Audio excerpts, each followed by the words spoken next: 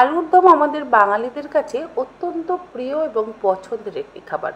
আর সেটা যদি হয় আবার নিরামিষ, তাহলে তো কোনো কথাই নেই। নিরামিষ আলুর দম আমরা যে কোনো উপোসের দিনে বা পুজো আচ্চার দিনে, আবার শনি মঙ্গলবারে যারা নিরামিষ খান তারাও বানাতে পারেন।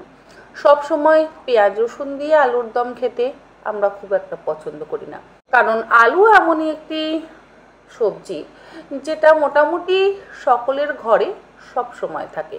বাড়িতে যদি কোনো অতিথি আসেন তাহলে চটজলদি আলুর দম লুচি বা আলুর দম পরোটা বানিয়ে অবশ্যই খাওয়ানো যায়। আজকের এই আলুর দমটা বানানো ভীষণই সহজ। আলুর খোসা ছাড়িয়ে একটু বড় টুকরো করে কেটে নেওয়ার পর প্রেসার কুকারে সর্ষের তেল গরম করে নিয়ে তার মধ্যে জিরে, তেজপাতা আর শুকনো লঙ্কা ফোড়ন দিয়ে টুকরো করে কেটে নেওয়া আলুগুলোকে দিয়ে মিনিট 3-4 একটু ভাজা ভাজা করে নেওয়ার পর তার মধ্যে অল্প একটু হলুদ গুঁড়ো, অল্প একটু কাশ্মীরি লঙ্কার গুঁড়ো আর অল্প একটু জিরে গুঁড়ো এবং লবণ দিয়ে 1 কাপ পরিমাণে জল দিয়ে প্রেসার কুকারের ঢাকনাটাকে বন্ধ করে 2 থেকে 3টে সিটি দিয়ে আলুটাকে সেদ্ধ করে নিতে হবে।